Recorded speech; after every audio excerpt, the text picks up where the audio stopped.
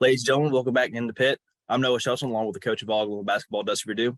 Dusty, a really good Border Wars tournament. A lot of people there, basketball all day those 2 days. Can you describe just the atmosphere that was in the gym and break down the couple of the games that the Gators played?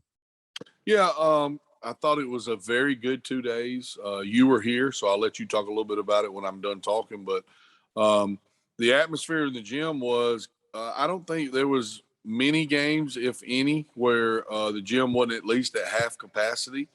Um, all the games, for the most part, I put together on paper were really supposed to be really competitive, and I was really glad that a lot of people got to play people they normally don't get to play, since it's Alabama versus Georgia, and Alabama versus Florida, because it's truly a border wars. But yes, the atmosphere was jam up.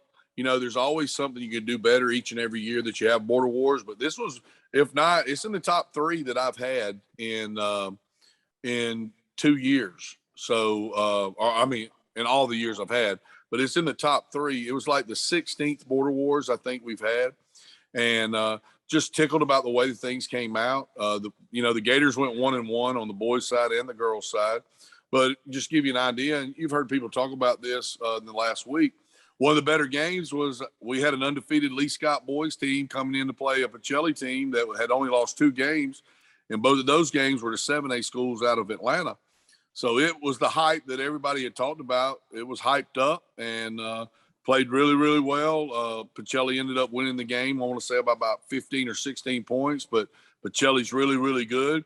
Lee Scott showed me that they're really, really good because they played with them for a half. And, I was really impressed with the turnout, having local teams come in and play, and teams brought their fans in with them. So, and on the girls' side, probably Southland was the best team on the girls' side.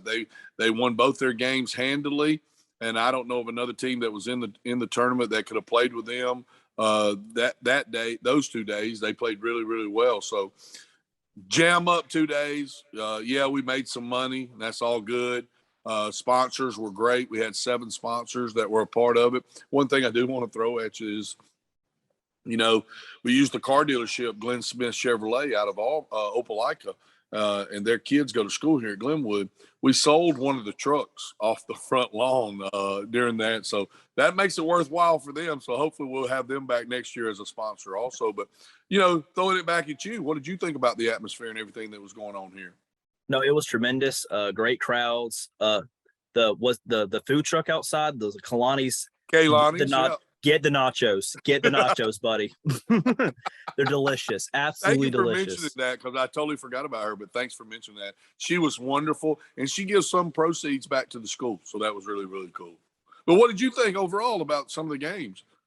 Well, I'll say for Glenwood, the Southland games, I think that Southland girls team is, I compared them to like an army. Just everything is perfectly, the fundamentals are tremendous. So obviously the girls fell there. Then the boys play Southland pretty tough, I thought. But the Mosley game, I thought Glenwood did win, but I thought both teams kind of struggled to find their rhythm on offense. But I mean, Glenwood found a way to win by 15. The boys played well against Quitman, I thought. So yeah, and that's right. I mean, I thought we could have played a lot cleaner against Quitman boys and finished off really, really strong. I think it got a little chippy toward the end of the game. It took a little bit away from that. I thought you're right on the Mosley side. I think the press was the difference in the ball game for us. We could press them because they didn't have a ball handler, and I thought we made too many unforced turnovers against them in their press. But Southland girls, you're right. He's been playing with them for like 5 years. They've grown up together. They're senior heavy and played really, really well together. Go back to the boys game against Southland. I think if we have anybody that can hit an outside shot that game, it's a different basketball game. We were like 1 or 2 for 13 from the field, from the 3-point line, and we just came down and could not make a shot. And the 3-point, as well as I do, the 3-pointer is a big part of the game now. It changes the game, and we didn't have anybody that could really make one, and that was the difference in the ball game. I might sound old, but I'd argue the 3-point line ruined basketball. Anyway, moving on to this week, some region games. Valiant on Tuesday, I believe, correct? Let's begin with that one. Yeah, right now we're supposed to go to Valiant tomorrow and play on Tuesday there.